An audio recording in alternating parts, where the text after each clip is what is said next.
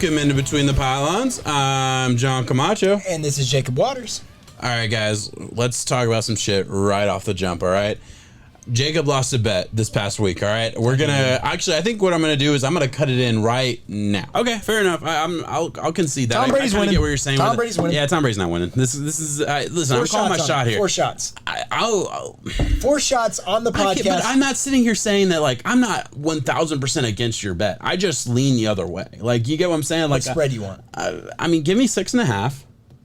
Or you'll give me more points? No, you're not getting more points.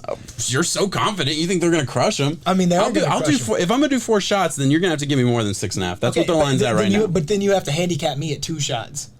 If I'm realistically going to go over, like, 10 points, okay. I like how you're so confident until the bet comes out. You're so full of crap. I get it. No, so you're super confident until we start negotiating the bet. And you're like, no, you can't do that. Oh, no. I need to only take 2 shots. That Tom Brady wins this game in dominating fashion. But there are times and instances where you know you're trying to catch me, and our audience knows too, that you can get caught on point spreads all the time. Yes. I said it last week. I took the Jets plus 10.5 over the Broncos because I said, if you give me 10, I'll take it. Why would I give you 10? Okay. I will give you 10 if you do 4 to my 2. I owe 2 shots if I lose. I will give you 10 points. Give me 4 to 1 on the money line. Oh yeah, you're on. Yeah, 4 to 1 on the money line. Yeah, take you're 4 on. shots if they lose. I'll take 1 if they. Yeah, I'm probably gonna have to take 1 shot, but that's 2. fair. Do 2. No, 4 to 2. Okay, 2 to no. I still want 4 to 1 odds, but I'll bet 2 to your 8.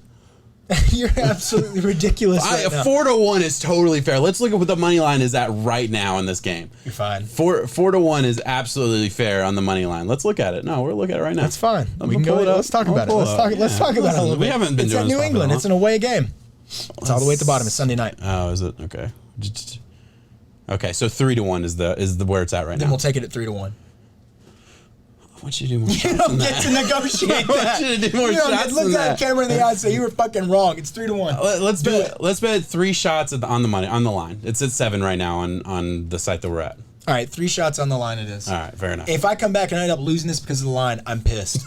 Oh, yeah. And if it's garbage, I'm double pissed. I'll do my shots and puke right here. And what that was our argument between the Patriots video, the Patriots bet, right? You lost three shots or whatever the fuck it was. We paid those up in full, plus I took a couple shots, you took a couple more shots. Guys, this is a drunk pod, all right? There's no other way to say it. This is a drunk pod. We're keeping it going. I got a little bit of 4 Roses right here. Little JMO. All right. Almost empty. I'm an easy 12 deep. Easy. Are you 12 deep? Jesus Easy. fuck. All right. Hey, we decided at some point that this was a fucking great idea. So y'all sit back, relax, enjoy it. We're going to talk some football. We're just going to have some fun. This is going to end up being like how we actually talk football because there is no script. There's like literally 2 topics that we want to talk about. We're going to have some fun with it. I'm going to be on the internet looking for other shit to talk about. Yeah. I hope this is enjoyable. Maybe if it's not, we'll never do it again. I'm sorry. But if it is. Yeah, we'll never do it again. We're going to do it again. Maybe we'll do it again. At the end of the day, I think the people want to see the real us anyways, you know? Yeah. I mean, this isn't the real me. This is me after 7 to 8 shots. No, this is the real us. Every day we do this routine and we have no problem at all. Yes. Yeah. Yeah, we function fine. All right, let's get into it. I was genuinely hoping that this first topic would be like an argument, but I think we're both on the same side based on previous conversations. The Ravens rush the final play of the game to beat a record, and I'm going to be honest with you, I don't know what fucking record they beat, but they beat a record against the Denver Broncos. Denver Broncos, who were 3-0, lost last night, or a couple nights ago, whenever the fuck it was, and Vic Fangio was pretty upset. I'm curious on your thoughts. So give them your thoughts. I already know. I can go a little bit deeper into it too. So this was the Ravens tying. This was to tie the NFL record of 43 games in a row of having 100 total rushing yards on your team. Okay. So they were going for the tie, not the win, the tie. And it's one of those things where the Ravens. They were winning, so they were up by 16 points, and this is clearly in a spot where typically you knee the ball and just kind of call this game over, GG, shake hands, go about your way and do your certain things. But, these NFL records, they don't get built overnight. Rome wasn't built in a day.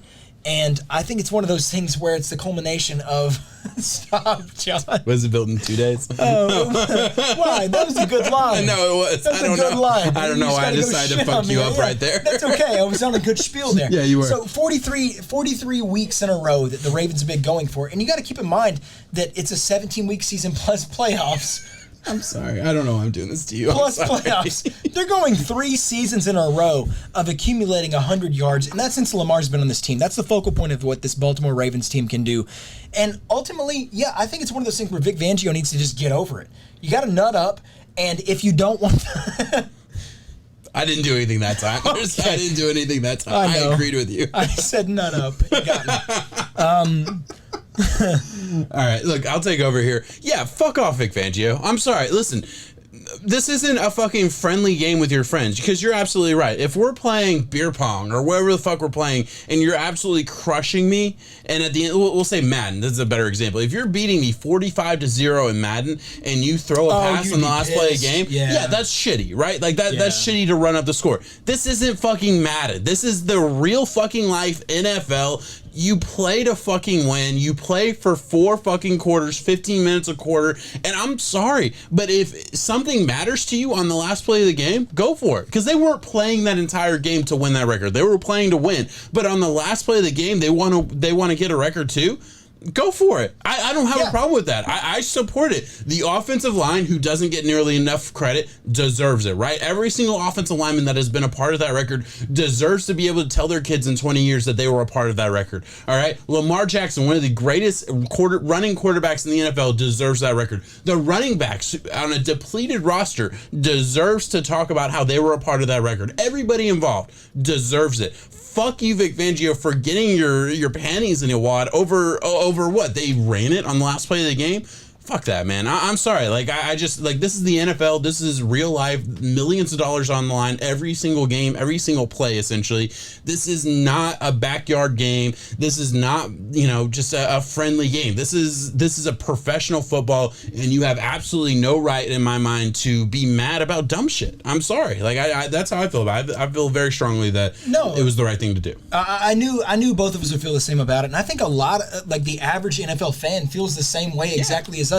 It was one of those things where the Broncos had the ball with 30 seconds left, 3 timeouts, down 16, and they're throwing shot after shot because, keep in mind, Teddy Bridgewater was already injured with a concussion. So you have Drew Lock out there just gunslinging, throwing it around. 30 seconds left, and as Harbaugh said, that is the coach for the Ravens, if you don't know, in the post-game interview, saying that there's not a 16-point play.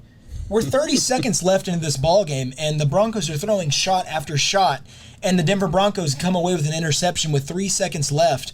So John Harbaugh had already radioed up to the top officials, and they said, hey, man, if you want to go for this record, because keep in mind, this is something that has been going for a long time, if you want to keep this going, then keep it going. Exactly that. With 3 seconds left, I see no problem with it. I think a lot of people up front are literally just making it a storyline just to make it a storyline.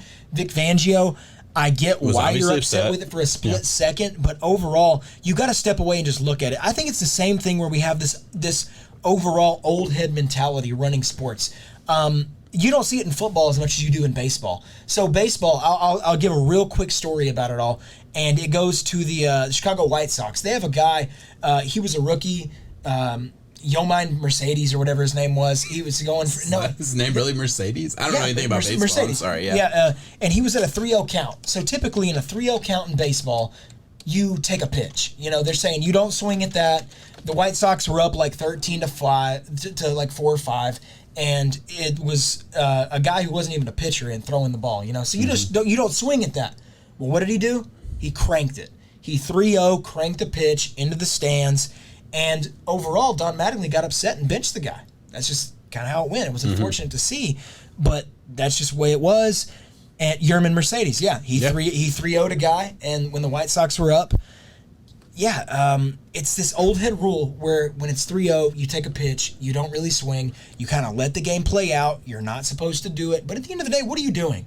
When it comes to contract time, what are you doing? Yeah. You're playing to win. You're playing to make as much money as you can. Because at the end of the day, when you're sitting there in front of a guy saying, hey, what did you contribute to this team? Okay, I gave X amount of home runs. I gave X amount of RBIs. Okay, football. I gave X amount of yards. I gave X amount of touchdowns. They're not looking at the little minority aspect of, well, this came between the 2-minute mark in the fourth quarter and this was garbage time. I'll tell you, that doesn't matter because Blake Bortles got paid a lot for garbage time for the Jaguars for that last little bit right there. All you got to do is do what you do inside the confines of that NFL game, and that's what the Ravens did. They went for a record and they got it. Get over it, Vic Fangio. Yeah, no, listen, I absolutely agree. I think it's one of those things where it's like you can look at genuinely almost any fucking record, like any substantial record in the NFL or any sports, and you can find a play where that added to that record or what, whatever have you, that maybe wasn't a big play, or like we can look at we can look at the Cardinals, right? They got 5-6 sacks in the Titans' first game. And at the end of the year, they'll probably have the most sacks in the season or something like that. And everyone's going to be like, oh, well, they got enough. No, they're not going to point to the Titans game and say, oh, they don't deserve that record. Like, it happens. I mean, it's just one of those things. Yeah, I certainly agree. Obviously, I think you put it in a really good way. Let's move forward. Let's talk about, I think, the last subject that we really wanted to touch on, and then we'll kind of branch out from there.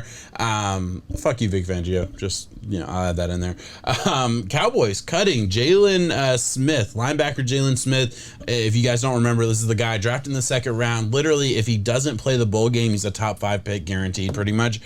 Super talented player who just wasn't fitting into the Dan Quinn defense that they brought to the Cowboys, which I'm going to give a little bit of credit for Dan Quinn, because I think at the beginning of the season, off season, all that, I was very much, what's going to happen here? I was very much, I don't know about this. Like, Dan Quinn was a guy who failed in Atlanta and did not have enough talent on the defense, and I'll give him that aspect of it. But also, like, he just kind of relied on a scheme that just wasn't working or was very well known around the NFL, that Seattle scheme. He didn't really bring that to the Cowboys. They brought a kind of a different look. It's, at least I'll put it this way. I don't know what scheme he's running, but I will say it is not cover 3 press bail every single play like it was in Atlanta. So I'll give him credit there. Jalen Smith not fitting into the scheme and is cut.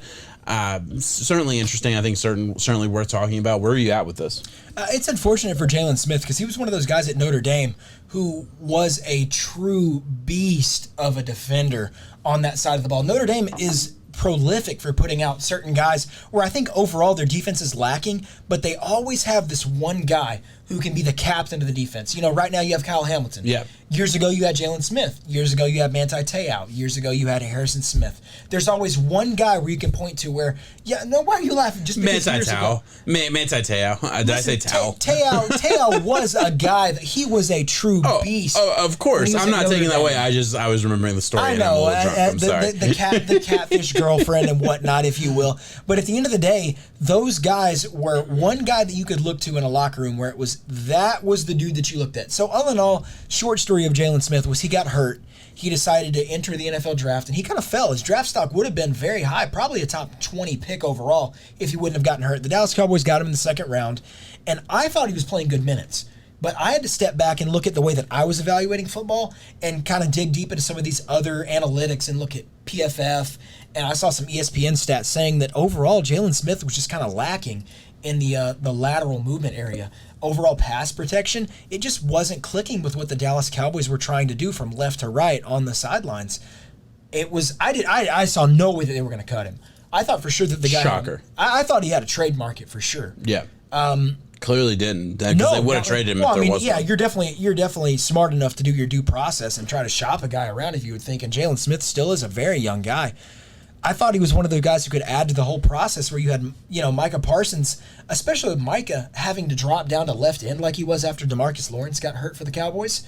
You would think you would have a gap for the linebackers to fill that Jalen Smith, maybe if Micah was there might not be rotational room, but now that Micah's down at the end, but you're cutting him? You saw a guy like Jamie Collins get cut for the Lions. There might be a swap coming in the future. Yeah. I'm not saying maybe, each one go to each different team, but Jamie could have a supporting role for the Cowboys that they're looking for, and then Jalen Smith could have. Jalen Smith, I think, has a good career ahead of him. He's just got to find the right landing spot. The team that wants to kind of have that defensive scheme. I kind of think it's over, man. Really? I do, yeah. You think he's that bad? No, it looks. I'm not gonna sit here and shit on him. I'm not gonna sit here and pretend like I watched a shit ton of film of Dallas Cowboys defense. I do pride myself on trying to watch film every week, and I do pride myself on trying to know a little bit more than the average analyst on like as far as like film study and stuff. But the Cowboys defense is not something that like I've deep dived into, and Jalen Smith is not a player I had a take on, so I'm not going to pretend to have that take. But I do remember watching in the offseason. I do remember watching him bite constantly on everything, and it was very frustrating to watch. And again, I'm not going to say he's a very heavy run stuff defender. Yeah, but at the end of the day, like I came away thinking two things: one, instinct's not there. Two, the lateral quickness not special, and those are two things you really want to see, right? So Jalen Smith was certainly not a guy that I was super high on, but I'm not sitting here saying I predicted the cut or anything. Fall I of did. Jalen Smith, yeah, I didn't expect him to be cut or anything, but I think if the Cowboys are cutting him, if nobody wanted to trade for him, I'm going to read between the lines a little bit and say, yeah, it's over for him. I am. I'm gonna sit here and say like, yeah, I don't know where it's gonna happen, but we see this happen all the time. Very, very highly, highly sought after or very highly regarded college players that kind of fail in the NFL, and I don't want to say fail yet for Jalen Smith, but he was cut by the Cowboys midseason, so fail I think might be a fair enough word. You can at least associate it. Yeah, we see it happen at times where it's like, okay, the next team he goes to, because he will go somewhere, he'll probably honestly know where he's going by the time we post this or very soon after. It's probably not going to work out, and it'll probably be a bounce around situation. Very rarely do you see a situation like Solomon Thomas, who obviously failed with the 49ers and then goes to the Raiders and has been honestly playing a lot of good football. Yeah, he's been a key part of that defense, honestly. Like he really has, that defense line specifically. He's been a big part of it. Solomon Thomas showing why he was the third pick in the draft or second pick in the whenever it was. He was the third pick in draft. That doesn't happen very often is what I'm trying to say. So yeah, no. Is there a place off the top of your head that you could see Jalen Smith fitting in, or do you think that it's kind of one of those things where it's just dependent? Yeah, I think it's dependent. Again, I think that's a question for a film study guy. That's a question for a guy who really understands like where he's going to fit in a deeper level than I do. And I'm not going to say I have an answer. Okay, yeah, I'll hear it. Yeah. I think it's with the Chargers. Okay. I think with the Chargers losing what they Murphy, did, and Kenneth Murray is hurt, and Murray getting hurt and going down on the IR for a few weeks. I'm not going to sit here and say that Jalen Smith is a Kenneth Murray. No, it's not that close. But when you're looking for a guy who can be a rotational piece, so yeah, Jalen Smith wasn't able to be that 1 through 3. Just run stuff, pass protection, everything that you wanted all around linebacker. There is a place in the NFL for him. And I think with a Brandon Staley-led Chargers defense, they have really come out and done a very good job overall. I know the Chiefs are still sitting at the bottom of this AFC West, so it's really hard to evaluate this division overall because I think it reads from top to bottom. I think it's Raiders, Broncos, Chargers, Chiefs, and you have 3-3-1s with the Chiefs at 2-2 sitting at the bottom. So I very well think you could flip that, and that's how it's going to be at the end of the year. So I'm not going to really get into the overall standings of that, but the Chargers have a very good defensive scheme overall. Mm-hmm. Joey Bosa has been a force. Kenneth Murray when he comes back, of course, and Derwin James, when healthy, is one of the top safeties in the game. I see no reason as to why you can't bring a Jalen Smith over. Brandon Staley's with the Rams. The Rams are notorious for adding star power with lack of chemistry. I think Jalen Smith is star power with lack of chemistry that you could maybe be able to fit into this Charger scheme. That's one of the spots that I see him going. Okay, yeah, I get that. Let's move on. I totally get where you're coming from. Let's look at some news here. You got to talk Urban Meyer. You want to talk Urban Meyer? Okay, Let's hear your Urban Meyer take. The only reason I mention it is just that it's been an ongoing thing. And it's gotten so big to the point that the Jaguars owner has felt the need to step in. Shad Khan has come out and said that he feels that Urban Meyer needs to regain the trust of this organization. And honestly, I'm shocked in saying that you're giving a coach that chance. So that means that you're admitting that Urban Meyer has lost the trust of this Jaguars organization. He has lost, I guess, there's just infidelity to be questioned overall. There was a video that came out of him at a bar this past weekend. I think everybody's probably seen it. And a lot of people have probably seen it with girls kind of hanging all over him. One girl was grinding on him. Yeah, they were grinding all over him. And teach their own, whatever the case may be. But Urban Meyer is like a 65-year-old married man, and it's just overall not a good look. Probably wasn't a good night when that came out. I can only imagine. Probably was not a good night for Urban. Sitting at their house, and you're like, "Hey, what was this?" And you're just kind of like, yeah, I know what I would do. I would probably just say, rain check, be like, hey, let's just talk about this another day. Got a lot going on right now. My stomach kind of hurts. Baby, I'm super busy. I can't talk about this girl grinding got a lot on of stuff going on. I got to work, as in Urban Meyer's case, got to work for this next game. I got the Bengals on Thursday night. It's a short NFL week. You know how that is. It's a short week. I got to get ready for that. I have 3 less days to prepare for this. I swear we'll talk about it on Friday. Exactly, and that's fine. So, overall, this has gotten really bad for Urban Meyer. Yeah. We already had questions about his work ethic and his college schematics going over to the NFL landscape, and NFL guys not buying into this college mentality. It's bad. I think it's time to fire him. Okay, so if he gets fired, in the next couple weeks, fire him. Has anybody ever failed worse? No. You got the first pick in the draft. You come in with all the hype. Urban with Trevor, Meyer it's not just first pick. It's Trevor. Trevor too. Lawrence. Has anybody ever failed worse? Because no. I'm sorry, because it was not that long ago where we were talking about that Urban Meyer has 3 years no matter what happens, right? For real. And that's changed dramatically. Where I don't think he has that. Obviously, the owner coming out saying we've lost faith. The team has lost faith. This is one of those situations where if he wants to go back to college. Would Florida State hire him? I'll pick Florida State. Obviously, that is my team. I'll own that. Yeah. But also, Florida State, an ACC school, so it's not like you're getting into the meat of the SEC or anything. But it's still a school that you can win a championship with Florida State. There's a lot of talent that can go through there. Oh, he could. Bro. Would Florida State hire him? I guess is what I would say if you look at it from a different aspect, I would say one of the big blue blood programs of the just national landscape of college football is USC. And they have a very big job opening. And there's a lot of talk about Urban taking that job. Urban, right so you think USC would hire him at this point? USC would hire Urban after off he the fails, street immediately if they want to be. Yeah. After he fails this hard in Jacksonville. I'll piss off a lot of Pac-12 people, and I don't know how far we reach out there off to the West Coast, but I'll tell you, whatever we reached, cut that in half after I say this. USC hasn't been shit since 2005 Reggie Bush era. Yeah. I'm sorry. USC has been just kind of scraping at this Pac-12. Listen, it's 11 o'clock at night, and I'm looking for some football, and USC's playing Washington State, and I go to bed. I'm sorry. So USC overall would love to hire the type of guy that Urban Meyer is when it comes to collegiate landscape. This did not work in the NFL. I'll go ahead and just close the book. It's off. Any more time that the Jaguars give it is just this due process that they feel that is necessary. It's time to let it go before you have a number 1 pick, because that's why I don't like even saying number 1 pick. This is Trevor Lawrence. This is the guy that we have looked at when he was 16 years old, committing to Clemson University, saying that guy's going to be the number 1 pick. You know what he was?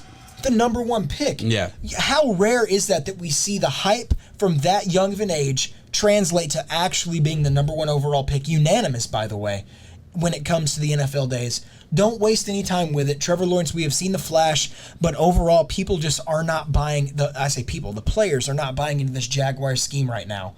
It's not working.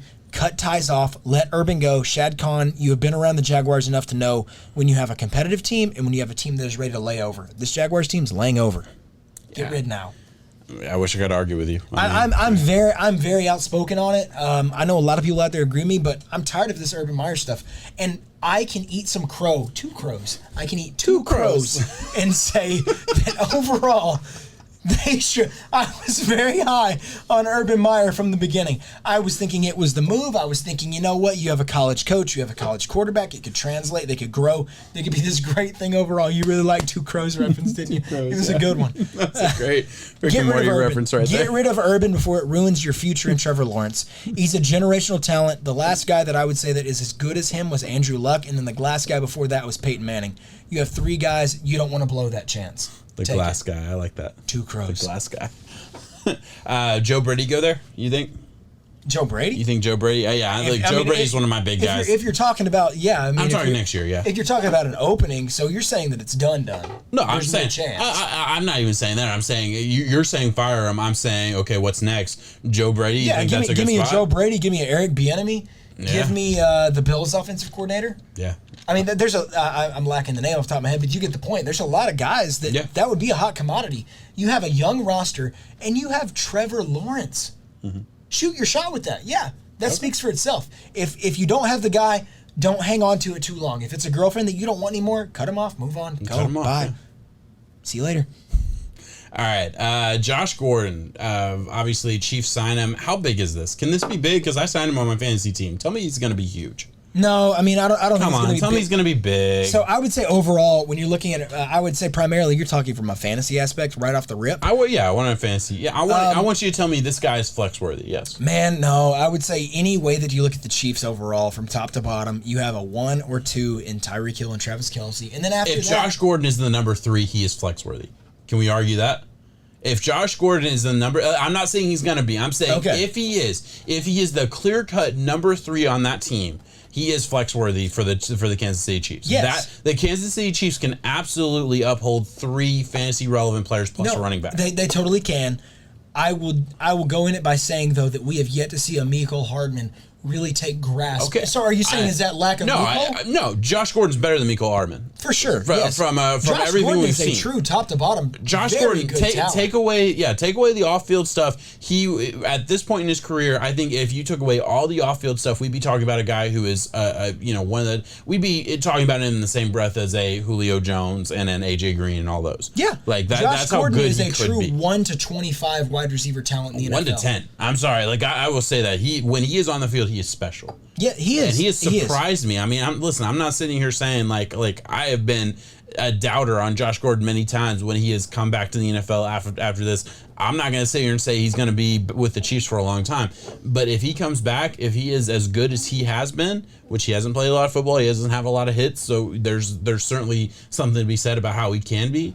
Can this dude be for real? And can this fix the Chiefs offense specifically? I mean, not fix it. The Chiefs offense is already good. I mean, primarily when you're looking at the Chiefs, are 1 and 2, right? Or what? 2 and 2. Sorry, and they have been struggling to find another aspect. Yeah. Because I mean, let's say Clyde Edwards. It's not really Clyde Edwards. It's the running back. So they have the running back spot that takes care of a little bit. Then you have Tyreek Hill and Travis Kelce, 2 very prolific pieces on this offense. You take those guys away. Clyde Edwards has been less than what we expected when he was drafted with the 32nd other than just being pick. the starting running back for the Chiefs. Mecole Hardman has been less than what we expected when they traded up in the second round to go get him. Yeah, exactly. I think it's fair to say. So there is not it's fair to say that the Chiefs have at least been looking for a third weapon, right? And this Chiefs team is damn near unstoppable with a third weapon, right? Like they can win a lot of games with the 2 they have. A third weapon that can actually be to the level, or at least close to the level of the other 2 that they have. God damn, that's special. I hope it for Josh Gordon. We got to see stuff out of Josh Gordon from the beginning of his career at a Cleveland Browns team that was just devoid of quarterback play, devoid of talent. Take care of business. Yeah. Josh Gordon, like you said, is a 1 through 10 caliber wide receiver in the league. I don't know about anymore just because of the few years that have transpired since then. I don't know if he's really kept up with football. I don't know if he's kept up with his body. I don't know what the heck he's been doing. But overall, I know that the Josh Gordon that was still could be technically hitting his prime right now if he were to stay in the NFL from X to Y to Z. And right now we're in the Y. Yeah. We still have, we're still in the prime era of Josh Gordon. Yeah. I don't know if he's going to translate that to the Chiefs. I think it's one of those things where, if you have a dynasty league, go ahead and stash him. I know I was able to do that in one of our dynasty leagues that we're in. Yeah. Smart move overall. I got him in our redraft, and I'm excited. And I think it's a smart one too. I have faith that at least I have hope. I won't say faith. I have hope that I can actually play him in a couple weeks. I mean, you would like to think that on a team like the Kansas City Chiefs, where certain, I mean, it might sound a little mean saying this, but some of those other offensive weapons, who's one of the guys that ends up, it's number 13. Robinson. Yeah, Robinson. Yeah. Pringle. I mean, Robinson and Pringle. Pringle's yeah, another both guy. those There's guys. certain guys that just ball out, if you will, on some of those games, some of those Showtime games, where those guys are practice squad guys, if you will, on other teams. Josh Gordon is cream of the crop, true wide receiver talent, I think. And you would like to think with an Andy Reid, Pat Mahomes, Kansas City Chiefs schematics, that Josh Gordon would be able to arise to the occasion and be like, hey, this is going to work out. So we'll see. Yeah, I see what you're getting at with that. Yeah. All right. I would hope that you'd be able to start him in a few weeks. All right. So last question I want to ask you, and then I want to get into some kind of fun shit that I had an idea for. Yeah. Is Ben Roethlisberger done? Is it over? Yeah, he's done. He's done? I don't even think you'll disagree with me at all. I know how you are when it comes to guys getting old and guys aging. And listen, I'll be honest. I'll speak from John's side right here. When a guy turns 35, John's out there like so let's role play this for a second, okay? The 35-year-old's over there talking in the corner like, man, I can still do this, and I think I can attribute this, and this to a team, while John's fucking cracking open the shotgun saying, yeah, can you? You can do that? Okay, that's cool. All right, let's go outside. And you're ready to put him to fucking sleep, bro. You're ready to kill this man. When a guy hits 35 in your head, they're done. They're done. Big Ben's old. They're done. Please tell me otherwise. Listen. Yeah, it's been disappointing from Big Ben. You're ready to kill him. No, I'm not ready. I'm not really ready to put him down yet. All right, I'm not. I'm not ready to put him down. It's old Geller mentality with you, bro. It's one of those things where you're sitting there, you'll have one manly ass tear roll down your cheek, and you're like, thank you for the good, but bye. I'm ready. Listen, I wish I could deny that, but like I put you put Zach a lot Ertz of people down. After the woodshed. But bro, I'm right more often than I'm wrong. No, you totally are, because it's one of those hard things that all of us have to accept. I don't get hung up on it. I don't get hung up on the name. You have to separate yourself from this legacy aspect, this fanship aspect, where when a guy hits old age, see, and Brady's the guy who breaks that mold. Yeah. But overall, Phillip Rivers. Yeah, I was right on that one. Even for a guy like me with a Brett Favre.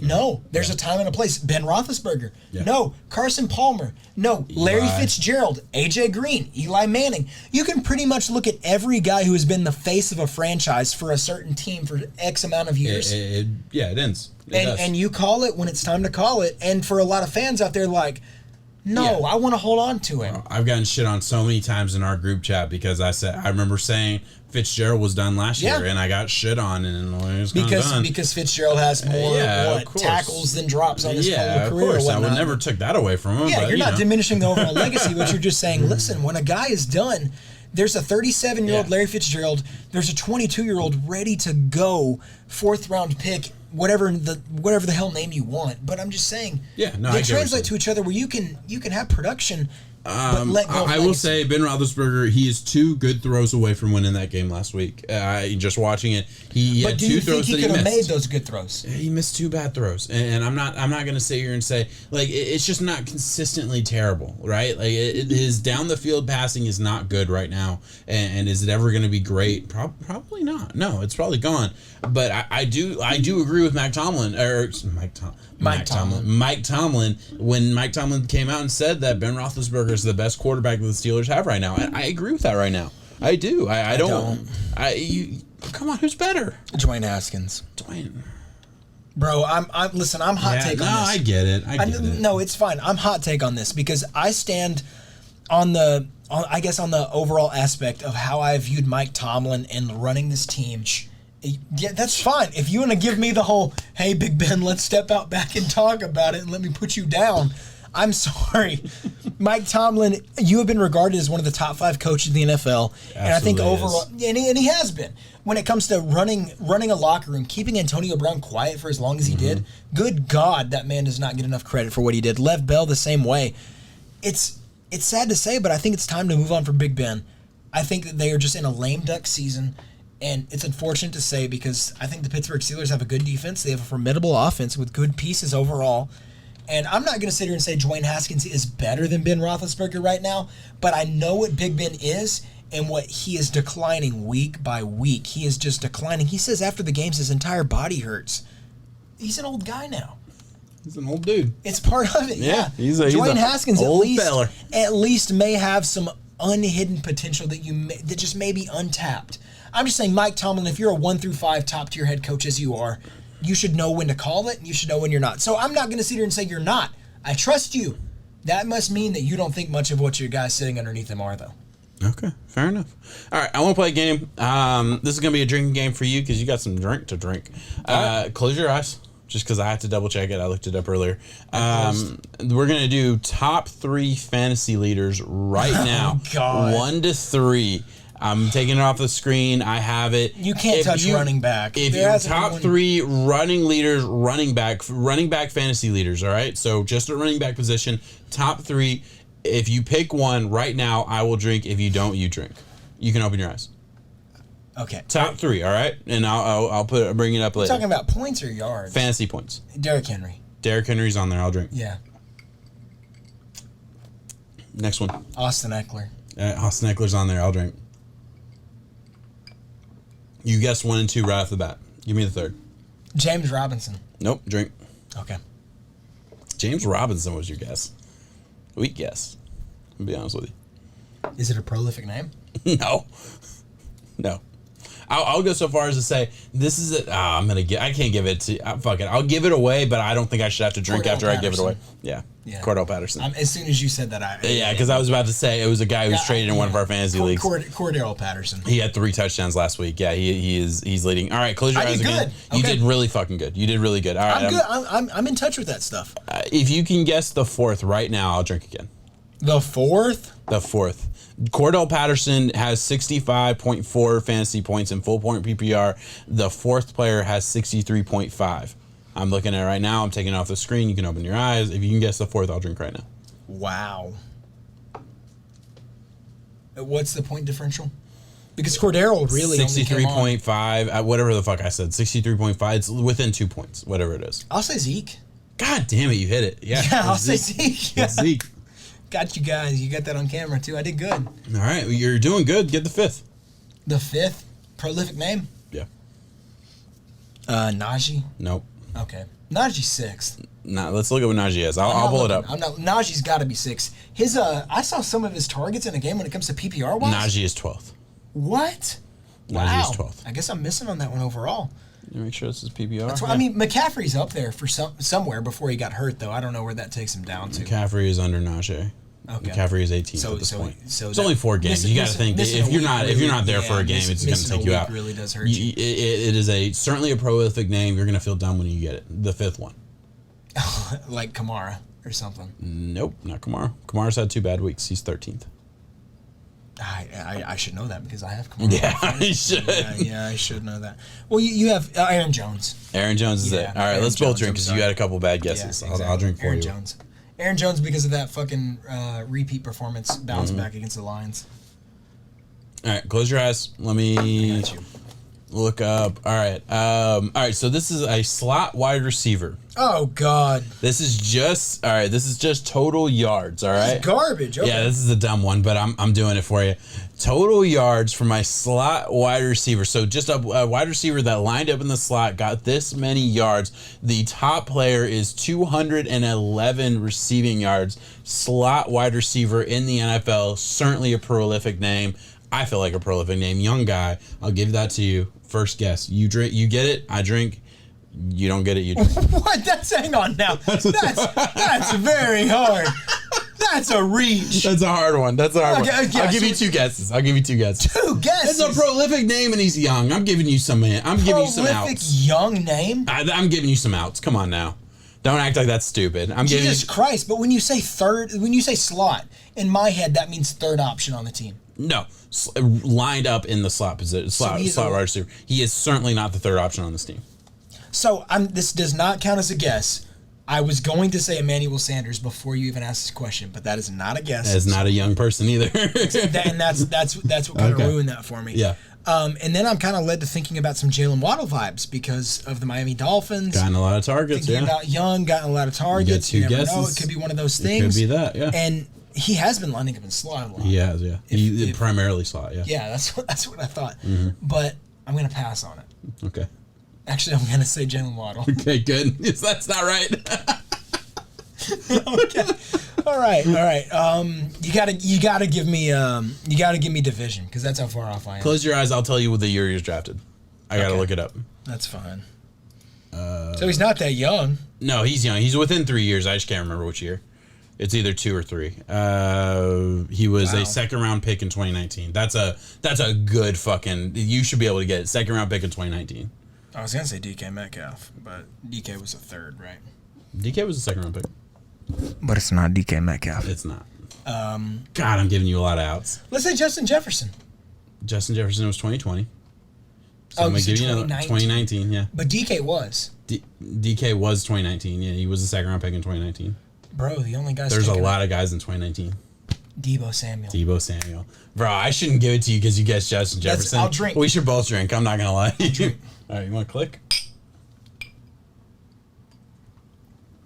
All right. It hit me because I was thinking JJ Arcega-Whiteside. Yeah. You know, all those guys that were Yeah. just like, no, they shouldn't have gone before DK.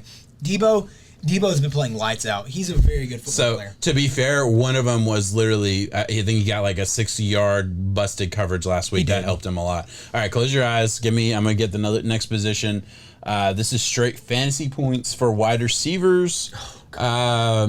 Yeah, top 3 you should be able to guess. All right, I'm going to give me top 3. I should be able to guess? You should be able to, yeah. Honestly, top 5 you should be able to guess. Top 5's different. I would say after... I'm giving you 5. Drink if you can't get one of the top 5. That's fair. One of the top 5 you should be able to get. Oh, no, totally. Mike Williams was number 2. Mike Williams is 5, so I'll drink for that. I was about to say after week 1, or after this past week, though, he did fall down He had a bad lot. week, yeah, he but did he's have still a bad 5. week. I would say Debo is up there. Debo's been playing lights out. Debo's 3rd. I'll drink again. I'm going to finish my drink right here. Why don't you swap? You pour some more, and then we'll keep playing. Pour some more, I'm thinking. I'm losing this game. I just want you to know. You are. I am. I'm giving you some good bets. You also and gotta top think 5. I did get. You also got to think that I know my shit. You know I'm not, but I know my shit. Flip You do. Flip the roles, and I'm gonna win too. Tyler Lockett. Tyler Lockett. Let's look it up. I don't remember if he's on there. He is not. Tyler Lockett is 9th. He had a bad week last week. I was about to say he's top 10. He had a bad week last week. So I've named 2. You've named 2. Top 5. I want to say Adam Thielen. Adam Thielen. Cooper Kupp. Drink. Adam Thielen is 11, so I feel like you should have to drink for 11. I didn't say it. Yeah, okay, Cooper Kupp is number 1. Cooper Kupp is number 1 Yeah, with Cooper Kupp is 72.6. Cooper Kupp has 5 touchdowns through 3 games, and the last time a guy did that for the Los Angeles Rams, just Rams in general, was in like 1970s. It's out of this world. Cooper Kupp, the chemistry that him and Stafford have been able to build in this short amount of time. When it comes to red zone routes, you see, because you have a route tree 1 through 9, where they all branch off. You have the 1, you have the 2, you have the 3, like the 3, 4 outs, the 5, 6 corners, whatever the case may be. Cooper Kupp has a different version of that him and Stafford are just okay about, to where corners cannot bite on that, because Cooper Kupp runs an out, then cuts back in, then ends up running a corner off of that. It's just something where that's only the thing that they know. Cooper Kupp is playing outstanding football. It's unfortunate that they got shut down by the Cardinals like they did. So I've named 3. Close your eyes. I want to look up the last 2 here just so I can remember. Go ahead. Oh, you didn't even know? Bro. 2 and you're missing the 2nd and 4th highest fantasy performances. Honestly, I don't think you should miss this. I think you should absolutely have to drink if you miss one of these. Really? Yeah, I think they're obvious. I think one of them is certainly obvious. The other one you might feel dumb for. Tyreek Hill. Yeah, Tyreek Hill is 2. Yeah. Okay, there's that. And he was 2, so 4. I'm missing the 4 spot. I think the 4 spot's probably going to be one of those guys that is playing better football than what he should be. Correct or no? I don't want to give. I'll drink for a fucking hint. I'll get, because I don't feel like I should give you a hint. Okay, I'll drink for a hint. All right. The hint is I've been high on him for years, and I don't think he's playing better than he should be. I think he's playing to what I thought he would be. Oh, come on now. You have a lot of guys that you're high on. Okay, but that cuts it down. The guys that I'm high on, minus the guys that I was wrong about, cuts it down like huge. Like, who have I been high about that's been fucking killing it right now? Who have you been high about that's killing it right now? Well, I already said Debo. You like Debo a lot. I did like Debo, yeah. You're going to feel dumb for this one. Damn, don't say You're going to feel dumb for this one. You're going to feel really dumb for this one. Oh, my gosh. You're going to feel really dumb. If anybody who watches the pod regularly, comment right now, because I know you have it. If you watch the pod regularly, you know. Don't. You know it. They don't. Yeah, no, you're going to feel stupid. You should have to take 2 shots for not having it already. Come on now. Bro. I was going to say DJ Shark, but he hurt himself, and he wasn't even doing that stuff in the first place, because that's a guy that you're high on. You're close. A guy that you're high on? I'm not close. You are close. I'm not on the same team. Nope. Yeah, I'm in the same... First name. DJ? Yeah. You're going to feel real dumb now. You're going to feel real fucking stupid now. DJ? You're kidding. I love that this is being recorded right now.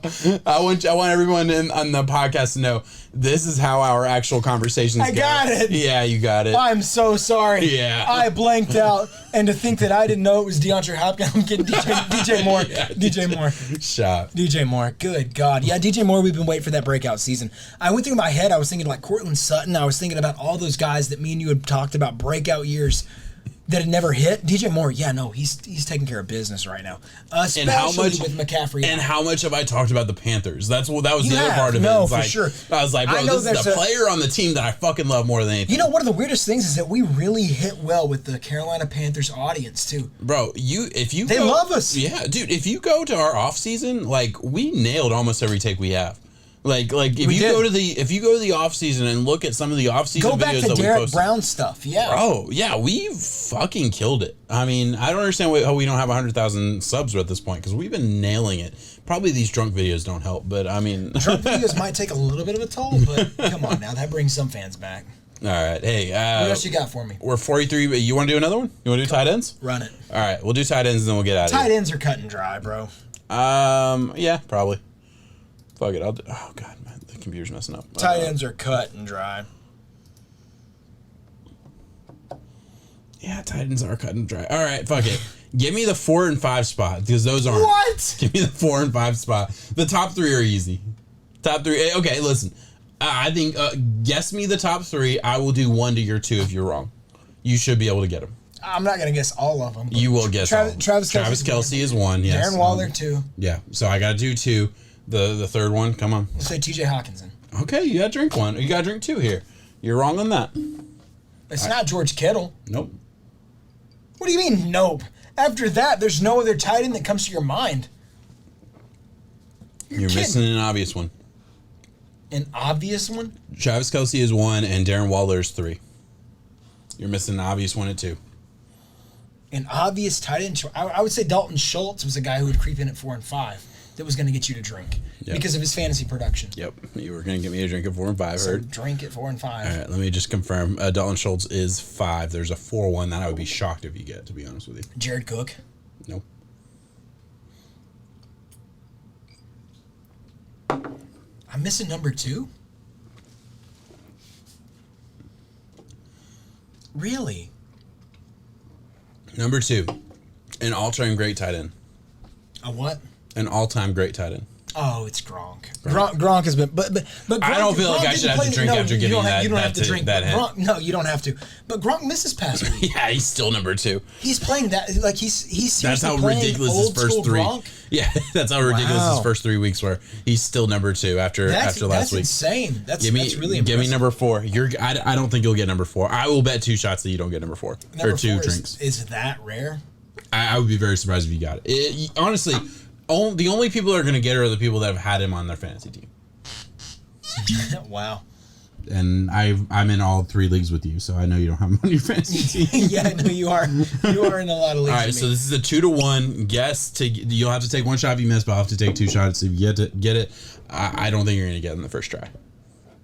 I already said Jared Cook. Drink for a hen if you want it. You said no. Drink for a hen if you want it. Hang on, I'm going down team by team right now, dog. You said no to Jared Cook. Not Jared Cook. You said no to anybody on the Broncos, pretty much, because it's not Alberto. There's no way. Yeah, that would be a wild fucking guess. That would be insane. That'd be good though, wouldn't it? Man, so we are in a league that we're not in together, and I do have Dallas Goedert, and Dallas Goedert has caught some very, very. You have Dallas Goedert. Okay. And he's got some valuable touches. Okay. Yeah, Dallas Goedert. I'm just gonna put a pin in that for a second, but keep moving. Okay. Keep moving. Mm-hmm. Dalton Schultz already named. Evan Ingram, I have him, and he's dog nuts. Dog nuts, heard It yeah. makes me so mad. Yeah. Logan Thomas has been missing a little bit for the Washingtons. Tommy Tremble scored a touchdown for the Panthers, but that's not much of anything. Gronk, weird name, is on there. Adam Trotman for the Saints kind of missed. Who's the other team in the NFC South that I'm missing? The Falcons, Kyle Pitts. Kyle Pitts has been targeted a lot, but he has not had a touchdown yet, and there's no way that he's up there in that top. Mm-hmm. I don't even think he's top 10 right now, honestly. Close your eyes and I'll look it up. Yeah, he's not top 10. I think he's like 12. Anthony Ferkser missed out a lot for Titans fans whenever it comes to overall. The Jaguars have Kyle Pitts is 22. Holy shit. Yeah, he has a lot of targets, though. The three players, I don't want to tell you the three players in front of him, but yeah, Kyle Pitts, 22. He has 26 targets. Compared to a lot of the others, he has a lot of targets. I'm breaking it up by targets. He has the sixth most targets. Yeah. He's 22. It's 15 receptions, 189 yards. Why do you think I'm holding on to him in fantasy? I don't blame you. There's a week where he's going to break out because he just got to get some of these touchdown shares that hit. Have you pulled it away? Because I ain't cheating. Yeah, I'll pull it away. Okay, I was going team by team here. Anthony Ferkser, no. Texans, no. Drink for a hint. No. Okay. Why? I just wanted to give you a hint. I'll drink for him. One of your favorite teams. That's a big hint. Tyler Higbee. No, take a drink. Take a drink. It is not Tyler Higbee. Oh, wow. One of your favorite teams, and I guarantee you will not argue with me once you find out who it is. Take a drink on Tyler Higbee. I'm shocked you didn't get it after that. Austin Hooper? No, take another drink. What the hell? You're missing. Oh, dude, you have a blind spot to this dude. That's all I can tell you. You're gonna be shocked. It's not on my team though. It's not. It's not Conklin. No. Yeah. One of my favorite teams. One of your favorite teams. Yeah. I don't watch football. Okay. One of my favorite teams. One of your favorites. I cannot believe you haven't gotten it yet. You have a blind spot to this dude. That's the only way I can say it. Go ahead. Dawson Knox. Oh my God. The Buffalo Bills. Dawson Knox is the fourth highest fantasy producing tight end right now. Dawson Knox. You know the worst part was that I was going division by division, and I was in the AFC South, and I think you stopped me.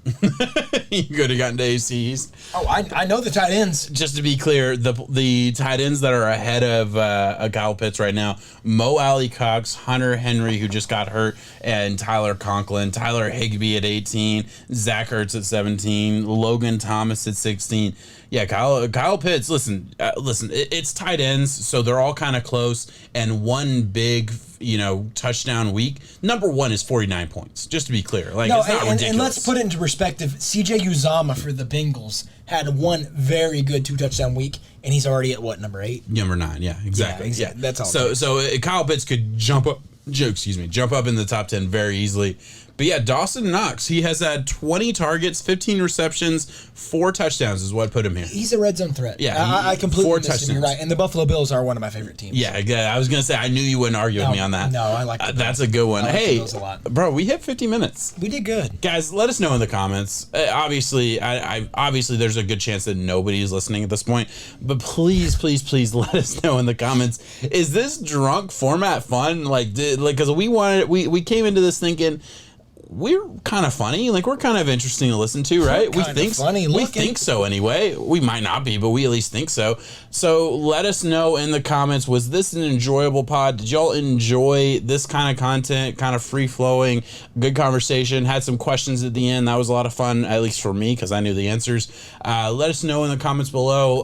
Please, if you did enjoy it, like and subscribe. That would be huge for us. We really appreciate it. Thank you so much for watching. Thank you so much. Hey, just the people that are already subscribed, thank you so much for being a part of the over 1,000 subscribers that we already have. I don't think YouTube channels in general throw that out enough. Thank you. Real. I'm very appreciative of everyone who is subscribed, who is listening to us, who does appreciate this content. That does genuinely mean a lot to us.